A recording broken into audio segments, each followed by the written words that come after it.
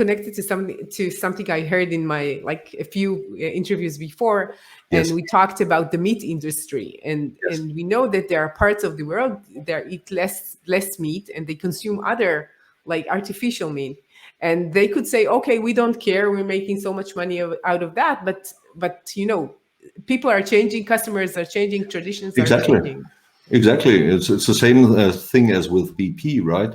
So you have a big disruption, which in this case is not even startup triggered, right? Obviously, we know Beyond Meat and these companies, right, coming up with lab-grown burgers, etc.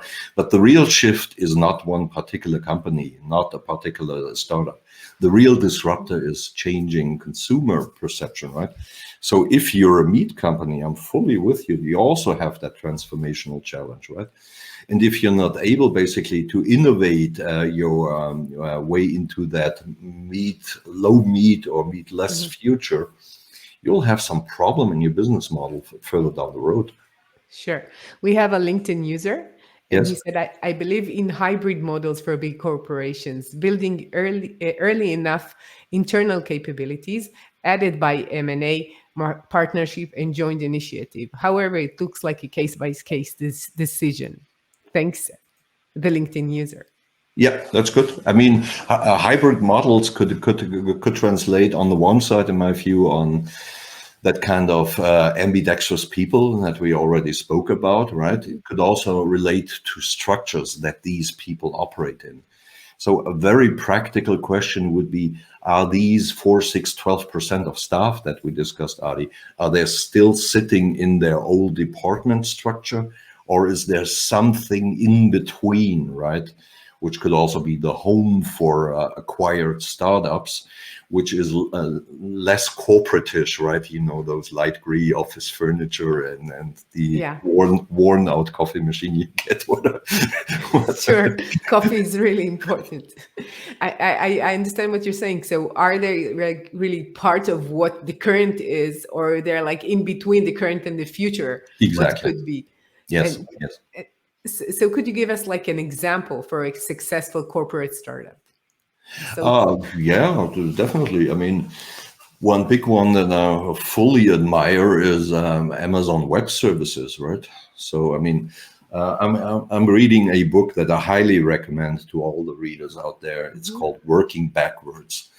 This is a book that has been written by 2 Amazon veterans, right? And what they are doing is they're looking basically into how Amazon operates, right? When it comes to product development, when it comes to recruiting, when it comes to innovation, etc. And the typical stories that you read about Amazon, even in books that are dedicated for Amazon, is more the outside view. Yes, they have the 2 pizza rule. I guess we all know about that rule, right? But these 2 gentlemen in their book, Working Backwards, tell the inside scoop. So what's really the issue, and why did they arrive at where they arrived? And actually, 2 pizzas was just one stop along the way. But I guess that would take too far, right? Yeah. So from what I take from that book is, after, say, an initial ramp up, end of the 90s, Amazon, Jeff Bezos, became aware that the whole IT infrastructure that they had will not take them to the next level. So that they needed basically to completely change their innovation infrastructure, while obviously on a wild growth path. And then they got the crazy idea, why not let customers pay for our superior infrastructures? So they build what today is that fully scalable, highly performant, highly secure environment, Amazon Web Services, which is now, if I got it right, a $19 billion business for Amazon with a fantastical growth rates, right? And basically by opening up certain layers of that infrastructure to external clients, they made these external clients pay for the ramp up in that. But there are also obviously also less spectacular examples. So, for instance, one of the companies, the German steel trader, is now creating an industry platform that basically is not only selling steel, but branches out along the whole steel value chain, reaches out into other raw materials. It's called Klöckner I.